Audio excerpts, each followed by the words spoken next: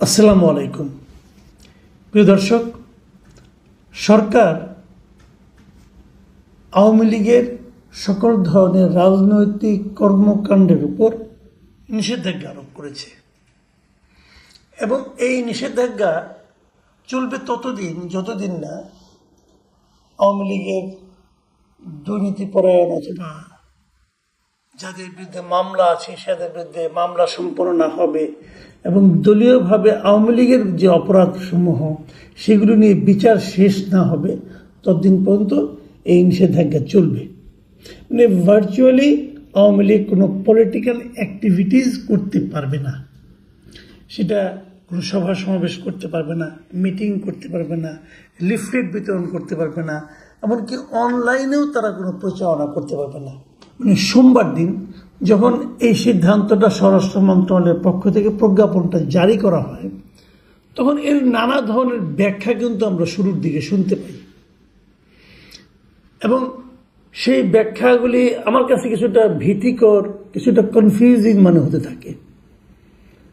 রাতে, অনেক রাতে, 12টার দিকে, 12টারও পরে প্রধান উপদেষ্টার প্রেস উইং থেকে একটা ব্যাখ্যাও দেওয়া হয়।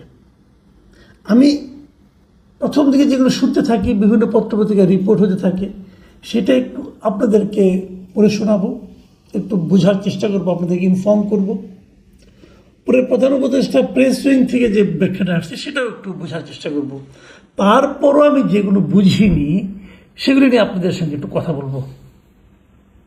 প্রথমত আমি একটা নিউজের শিরোনাম পড়ছি। শিরোনামটা হলো ফেসবুক ইউটিউবে আওয়ামী লীগের পক্ষে কথা বললেই গ্রেপ্তার, এ ধরনের একটা শিরোনাম দিয়ে একটা রিপোর্ট চেপে হয়েছে এবং সেখানে বলা হয়েছে যে আওয়ামী লীগের কার্যক্রম নিষিদ্ধ হওয়ার পর দলটির নেতা কর্মীদের গ্রেপ্তারের বৈধতা পেয়েছে পুলিশ।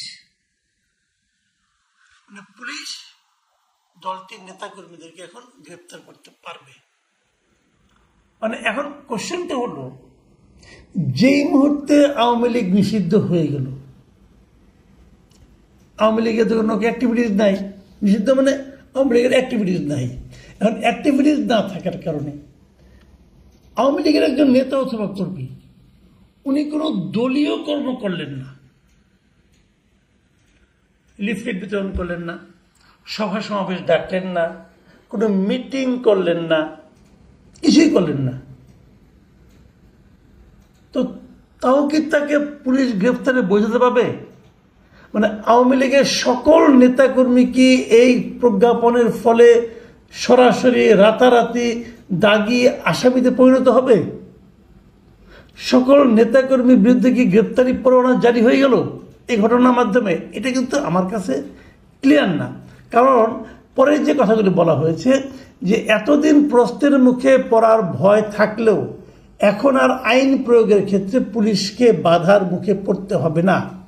ফলে আওয়ামী লীগের নেতাকর্মীরা গোপনে কোথাও বসে, কোথাও বৈঠক সমাবেশ কিংবা মিছিল করলে সংশ্লিষ্ট এলাকার থানার পুলিশ তাদেরকে গ্রেপ্তার করতে পারবে না। যদি গোপনেও বসে তাহলে একটা বৈঠক করেন তাও পারবে না, তাহলে পুলিশ তাদের গ্রেপ্তার করতে পারবে। আচ্ছা, এখন এটা নিয়ে যে পত্রিকা আমি রিপোর্টটা পড়েছি সেই পত্রিকাতেই, মানে আমি এটা কালের কণ্ঠ পড়েছি আর কি। তো কালের কণ্ঠ পত্রিকার সাংবাদিক কিছু জিজ্ঞাসা করেছিল, দুজন ঊর্ধ্বতন পুলিশ কর্মকর্তাকে জানতে চেয়েছিল বিষয়টা আসলে কি মিন করে। তখন একজন পুলিশ কর্মকর্তা কালের কণ্ঠকে জানাইছে যে কেউ যদি আওয়ামী লীগের পক্ষে ফেসবুকে পোস্ট দেয়, আবার সেই পোস্টে কেউ যদি কমেন্ট করে, গুজব ছড়ায়, তাদেরও চিহ্নিত করে সাইবার সিকিউরিটি অ্যাক্টে গ্রেপ্তার করা হবে, মামলা দেওয়া হবে। আমার কাছে এটাও ক্লিয়ার না। কারণটা আমি বলি, ধরেন একজন আওয়ামী লীগের পক্ষে পোস্ট দিল, সেখানে আমি একটা কমেন্ট করলাম, কমেন্ট করে তাকে বললাম যে আপনার এই পোস্ট দিয়ে পক্ষে দিয়েছেন, এটা ঠিক না, আওয়ামী লীগ এটা মন্দ দল, এই কথা আমি কমেন্ট করলাম। আমার কমেন্টটা কিন্তু যে পোস্ট দিয়েছে তার বিপক্ষে গিয়েছে। এখন এই আমি যে তার যে বিরোধিতা করে কমেন্ট করলাম, এর জন্য কি আমাকে গ্রেপ্তার করা হবে? আমি ক্লিয়ার না, কিন্তু আমি কিন্তু প্রশ্নগুলি করছি, আপনারা জবাব খুঁজে নেবেন, অথবা যারা সংশ্লিষ্ট কর্তা ব্যক্তি আছেন, কারণ কর্তার ইচ্ছাই তো কর্ম, তো কর্তা ব্যক্তি যারা আছেন তারা যদি আমাদের একটু ব্যাখ্যা দেন তাহলে সুবিধা হয়। কিভাবে পা ফেলবো, মানে ঘর থেকে বের হওয়ার সময় আগে বাম পা ফেলবো না ডান পা ফেলবো, এটা বলে দিলে ভালো হয়। আমরা একটা অসম্ভব গণতান্ত্রিক পরিবেশের মধ্যে বাস করছি, তো এই জন্য একটু জানা দরকার আর কি। আবার এই ব্যাপারে সুপ্রিম কোর্টের একজন আইনজীবী ব্যাপার বলছেন, উনি নাম হলো আমিনুল ইসলাম। উনি কালের কণ্ঠকে বলেন, সরকারের এই সিদ্ধান্তের ফলে পুলিশ আওয়ামী লীগের নেতা কর্মীদের গ্রেপ্তার করতে পারবে, মানে আর কোনো অভিযোগ অথবা থাকা লাগবে না, গ্রেপ্তারি করতে পারবে। এই প্রজ্ঞাপনের পর সোমবার দিনই আমাদের একজন উপদেষ্টা মিস্টার আসিফ মোহাম্মদ সজীব ভুঁইয়া, তিনি তার ভেরিফাইড ফেসবুক পেজে একটা ইনফরমেশন দিয়েছেন, স্ট্যাটাস লিখেছেন। সেখানে লিখেছেন যে দেশের বিরুদ্ধে ষড়যন্ত্র করলে রেহাই নেই, গোপন বৈঠক, উস্কানিমূলক মিছিল বা পোস্ট করলেও আইনগত ব্যবস্থা নেওয়া যাবে। এবং এই কথা বলার পরে উনি এখানে একটা পোস্টার শেয়ার করছেন। সেই পোস্টারে লেখা আছে যে ফেসবুক ইউটিউবে আওয়ামী লীগের পক্ষে কথা বললেই গ্রেপ্তার। মানে একজন উপদেষ্টাও কিন্তু কথা বলছেন।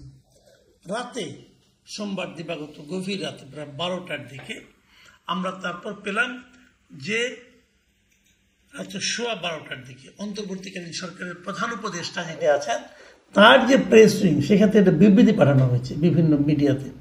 সেই বিবৃতিতে কি বলা হয়েছে? সেই বিবৃতি তারা বলেছে যে আওয়ামী লীগের কার্যক্রম নিষিদ্ধ সংক্রান্ত 12 মে প্রজ্ঞাপনটি জারি করা হয়েছে। তারা বলছে, এবং সে বলছে এই নিষেধাজ্ঞা সংগঠনগুলোর নেতা কর্মী ও সদস্যদের জন্য প্রযোজ্য হবে। বুঝেন, কিন্তু এটা কিন্তু বলা হয় না অন্য কেউ সমর্থক টমর্থক বলে না, কিন্তু কেবল নেতা কর্মী ও সদস্যদের জন্য প্রযোজ্য হবে। আচ্ছা, এবং প্রযোজ্য হলে সেখানে কি করতে হবে? সেখানে বলা হয়েছে যে এই প্রজ্ঞাপন অনুসারে আন্তর্জাতিক অপরাধ ট্রাইব্যুনালে বিচার কার্য সম্পন্ন না হওয়া পর্যন্ত আওয়ামী লীগ এবং এর সকল অঙ্গ সংগঠন, সহযোগী সংগঠন ও ভ্রাতৃপ্রতিম সংগঠন কর্তৃক যে কোনো ধরনের প্রকাশনা, গণমাধ্যম, অনলাইন ও সামাজিক যোগাযোগ মাধ্যমে প্রচারণা, মিছিল, সভা সমাবেশ, সম্মেলন আয়োজন সহ যাবতীয় কর্মকাণ্ড নিষিদ্ধ ঘোষণা করা হয়েছে। এটা কিন্তু আমার কাছে একটু ক্লিয়ার মনে হলো। পরে আবার বলতেছেন যে এই প্রজ্ঞাপন অন্য কোনো রাজনৈতিক দল বা মুক্ত মতের মানুষের মত প্রকাশের স্বাধীনতাকে ক্ষুণ্ণ করে না। মানে এই যে দলগুলোর নেতাকর্মী ও সদস্য না হলে অন্য কেউ যদি কিছু একটা বলে সেটা নিয়ে আলোচনা নাই, তাহলে সজীব ভুঁইয়া সাহেব যে বললেন যে যদি কেউ ফেসবুক ইউটিউবে কথা বলে এবং তারা যদি এই দলের সদস্য না হয় তাহলে তাদের জন্য কি এটা প্রযোজ্য হবে? এই জিনিসটা কিন্তু এটা পরে মনে হচ্ছে না। এবং সেখানে আরো বলা হয়েছে যে আওয়ামী লীগ এর কোনো কর্মকাণ্ড দলটি সম্পর্কে সরকারের গৃহীত পদক্ষেপের যৌক্তিক, গঠনমূলক বা আইনানুগ বিশ্লেষণ বা মতামত প্রদান এই প্রজ্ঞাপনের মাধ্যমে খর্ব করা হয়নি। তার মানে এই আওয়ামী লীগ সম্পর্কে সরকারের যে গৃহীত বিভিন্ন পদক্ষেপ, এই পদক্ষেপের যদি আপনি যৌক্তিক, গঠনমূলক বা আইনানুগ বিশ্লেষণ করেন তাহলে আপনি করতে পারবেন। এখন কোনটা যৌক্তিক, কোনটা গঠনমূলক, কোনটা আইনানুগ, এটা কে বুঝাবে? এটা মাপবে কে? বিচারটা কে করবে? আমরা কিন্তু বিগত সরকারের আমলে শুনতাম যে সরকার প্রধান বলতেন আপনারা সমালোচনা করুন, কিন্তু গঠনমূলক সমালোচনা করুন। কারণ গঠনমূলক সমালোচনা কাকে বলা হয়? গঠনমূলক সমালোচনা হলে সেই সমালোচনা যে সমালোচনা করলে আমি শারীরিক, মানসিকভাবে আরাম বোধ করি। যেটা আমাকে বিব্রত করে সেটা হলো গিয়ে গঠনমূলক সমালোচনা নয়। এখন ওনারাও কিন্তু একই কথা বলছেন, যৌক্তিক বলছেন। যৌক্তিক কোনটা? যেটা শুনলে আমার মনটা ভালো হয় সেটা যৌক্তিক নাকি?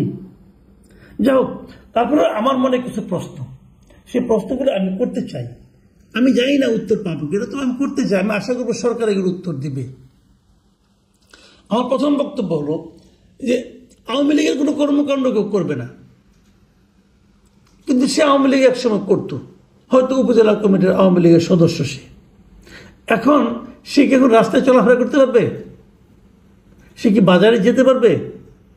সে কি তার স্ত্রী, পুত্র, কন্যাদের নিয়ে কোনো সামাজিক অনুষ্ঠানে যেতে পারবে? নাকি গেলে তাকে এখানে মব ভায়োলেন্সের শিকার হতে হবে এবং তাকে কেউ চট থাপড় মারলে কোনো বিচার হবে না?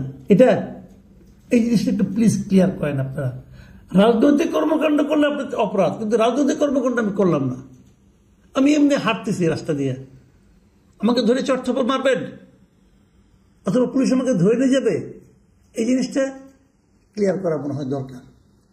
আবার হয়তো এক সময় একজন অনেকদিন আগে আওয়ামী লীগ করতেন, এখন আওয়ামী লীগও করে না, আওয়ামী লীগ কোনো কমিটিতেও সে নাই, তাহলে তার জন্য কি প্রকাশ্যে নির্ভয়ে চলাফেরা করার অধিকার থাকবে? আচ্ছা, আরেকটা কথা, মাঝে মাঝে আমরা শেখ হাসিনা ফোন কল দেখি, সেই ফোন কল নিয়ে আবার এখানে প্রচার করা হয়, কিছু কিছু ক্ষেত্রে হাস্যরস করা হয়, কিছু কিছু কেউ কেউ এটা আবার সিরিয়াসলি নেন। তো এই ধরনের ফোন কল কি মিডিয়াগুলো প্রচার করতে পারবে? আরেকটা প্রশ্ন যেটা আমি করতে চাচ্ছি, যে আওয়ামী লীগের কোন নেতার ইন্টারভিউ কি প্রচার করা যাবে? সে যদি দলীয় প্রচারের জন্য কথা না বলে, মনে করেন একজন নেতা সে দলের পক্ষে কিছু করছে না, কিন্তু সে দলের হয়তো সমালোচনাই করছে যে আওয়ামী লীগ ওই কাজটা ঠিক করে নাই, ওই কাজটা ঠিক করে নাই, এই ধরনের একটা কথা সে বলতে চাচ্ছে, বলছে, এটা কি প্রচার করা যাবে? আচ্ছা, আওয়ামী লীগ গত 15 বছরে কি কি মন্দ কাজ করেছে, এটা কি বলা যাবে? অথবা এই মন্দ কাজের সঙ্গে দুই একটা ফাঁকে ফাঁকে দুই একটা ভালো কাজও করেছে, যেমন মেট্রো রেল করেছে কিনা, অথবা ওইটা করেছে, সেটা করেছে, পদ্মা সেতু করেছে, এগুলো কি বলা যাবে? জানার খুব আগ্রহ, আমি কৌতূহল থেকে জিজ্ঞেস করতেছি। এরপরে আরেকটা কাজ, যে ধরেন সরকার কোনো একটা কাজ করছে, এই ধরনের একটা কাজ হয়তো আওয়ামী লীগ সরকারও করেছিল, এই দুটা কাজের মধ্যে কি তুলনা করে কোনো আলোচনা করা যাবে? যদি সেটা আওয়ামী লীগ আমলে মন্দ হয়ে থাকে তাহলে করা যাবে, অথবা যদি এই সরকারের কাজটা যদি ভুল হয়ে থাকে, আওয়ামী লীগ এটা বেটার ছিল, যদি এমন কিছু হয় সে আলোচনা করা যাবে? এই প্রশ্নগুলো কিন্তু আমি আসলে ভাই একটু করতে চাই, এবং করতে চাই মানে আমি তো করলাম, আমি এগুলি জবাব জানতে চাই। আপনারা প্লিজ সরকারের পক্ষ থেকে এই পুরো পয়েন্টে একে ভেঙে ভেঙে বলেন, তা নাহলে আমি তো বুঝতে পারবো না যে কোনটা বলে আমি বিপদে পড়ে যাব। মানে আমাদের সীমাবদ্ধতা কতটুকু, কথার সীমা কতটুকু। আমি জীবনে কখনো আওয়ামী লীগ করি নাই, আমি আওয়ামী লীগের কোনো সদস্য না, নেতা না, কর্মী না, কাগজে কলমে কোথাও না, মানে এমনিও কোথাও না, তা আমি কি আলোচনাগুলি করতে পারবো? আচ্ছা, আওয়ামী লীগের কোনো পুরনো লোক, নেতা, তার সঙ্গে আমি কথা বলতে পারবো? যদি আমার সঙ্গে দেখা হয়, সালাম দেয়, আমি কি সালামের জবাব দেব, নাকি না দিয়ে হেঁটে চলে যাব? অথবা কোনো নেতা যদি বিদেশ থেকে আমাকে, এত হোয়াটসঅ্যাপে নাম্বার অনেকের আছে, কেউ যদি আমাকে ফোন করে, আমি কি ফোন কলটা ধরবো নাকি ধরবো না? প্লিজ এই বিষয়গুলো একটু সরকারের কাছে অনুরোধ, আপনি একটু ক্লিয়ার করেন ভাই। প্রিয় দর্শক, আমার ধারণা আমার এই প্রশ্নগুলোর মাধ্যমে আপনাদের কিছু প্রশ্নের জবাব হয়তো আপনারা পেয়ে যাবেন। আমরা আশা করব সরকার হয়তো এগুলো ব্যাখ্যা আমাদেরকে দেবে। এখন এ পর্যন্তই, আল্লাহ হাফেজ। প্রিয় দর্শক, এতক্ষণ আমরা ওনার কথাগুলো শুনলাম, এবং উনি যে ইস্যুটি সামনে নিয়ে কথা বলছেন, এটি হচ্ছে, আমরা জানি যে প্রিভিয়াস গভর্নমেন্ট নিষিদ্ধ হওয়ার পরে ওনাদের বিভিন্ন ইস্যু নিয়ে বা অ্যাক্টিভিটি বা বিভিন্ন মিছিল, মিটিং, পাশাপাশি লিফলেট বিতরণ এবং নির্বাচনের বিষয়গুলো নিয়ে সামনে এসেছে, এবং তারা এই বিষয়ে সকল কার্যক্রম নিষিদ্ধ কিনা বা ওনাদের নিয়ে নেগেটিভ সমালোচনা, পজিটিভ সমালোচনা, এই বিষয়গুলো করতে পারবে কিনা, এবং এই বিষয়ে সোশ্যাল মিডিয়াতে বা যেগুলো ইউটিউব, ফেসবুক আছে, সেখানে কি তাদের সম্পর্কে সমালোচনা বা পজিটিভ কথা বলা যাবে না কিনা, এই বিষয়গুলো কিন্তু সামনে এসেছেন, এবং উনি বিভিন্ন বা অনেক প্রশ্ন উত্থাপন করেছেন, যেগুলো আসলে মানুষের মনে যদি প্রশ্ন থাকে তাহলে এই প্রশ্নগুলোর অ্যান্সার কিন্তু ইন্টার গভর্নমেন্টের পক্ষ থেকে একটি সুন্দর সুস্পষ্ট ধারণা দেওয়াটা উনি যৌক্তিক মনে করছেন, এবং মানুষ সেই দিক থেকে যে আইনের প্রয়োগগুলো আছে, এই প্রয়োগের ক্ষেত্রে মানুষ সতর্ক থাকতে পারবে। তো উনি যে বিষয়গুলো নিয়ে সামনে এসেছেন, অবশ্যই রাজনীতিতে এই বিষয়গুলো ঘটছে, এবং সেই জায়গায় প্রিভিয়াস গভর্নমেন্ট নিয়ে যে বিষয়গুলো কন্টিনিউ ঘটে যাচ্ছে, এগুলোকে সামনে রেখে জনগণ তার মতামত কোন লেভেলে দিতে পারবে, এবং আইনের যে বেড়া যাওয়া যেন কেউ না পড়ে, সেই জায়গায় থেকে একটি সুস্পষ্ট ধারণা থাকলে মানুষ তার কর্মকাণ্ড বা তার কাজের ক্ষেত্রে এইসব বিষয়ে কিন্তু এটি